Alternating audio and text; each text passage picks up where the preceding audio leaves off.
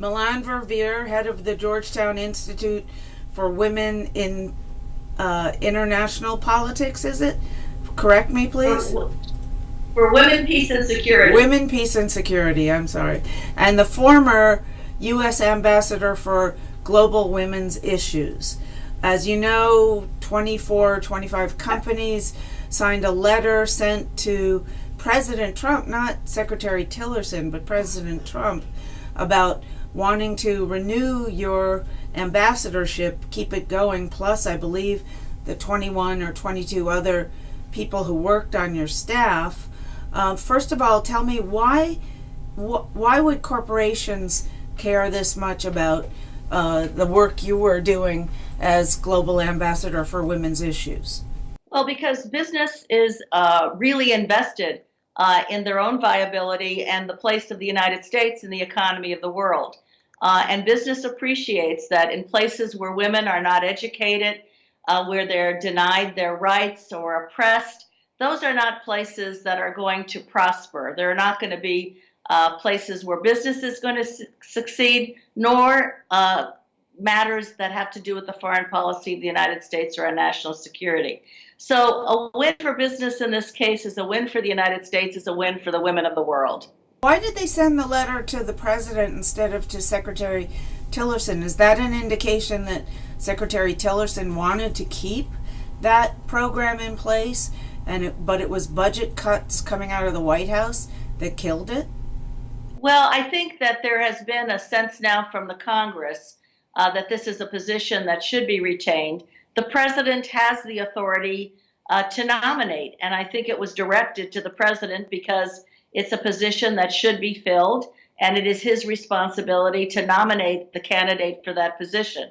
Secretary Tillerson, I think, is well known as a former CEO for appreciating why these are critical issues. Years ago, I worked with ExxonMobil's foundation on issues relating to investing in women in Africa, for example, where the company was engaged. They've done some of the most seminal research on what it takes to grow women entrepreneurs, what the barriers are, what has to be overcome.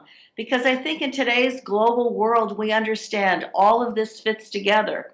And as you know so well, there is mountains of data today that correlate women's economic participation with growing economies and creating jobs. So this is vitally important.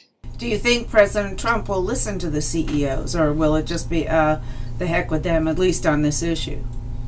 Well, I don't know. I hope that he gets that this is in the interest of our country, our foreign policy, our national security, and our economic viability, and that others weighing in, just as the business community has in this case, will have some impact, we hope.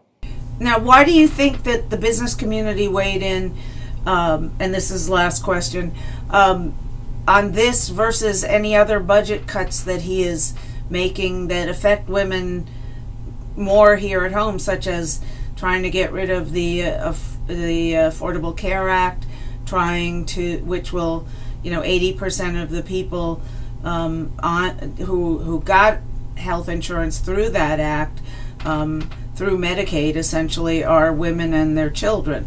So why would they talk? Not that yours wasn't important, but clearly there are other and your program was extremely important, and it's a great loss. But there are other programs that affect American women here at home more that he's cutting. That, Planned Parenthood, you name it. Well, I think companies have indeed weighed in on a variety of these programs because they appreciate what they represent. But in the instance of this position in the State Department, there has been now several years of experience where the business community has learned that they can collaborate on issues, particularly in terms of women's economic empowerment, girls' education, the kinds of things that do create possibilities in terms of economic investment that have huge dividends.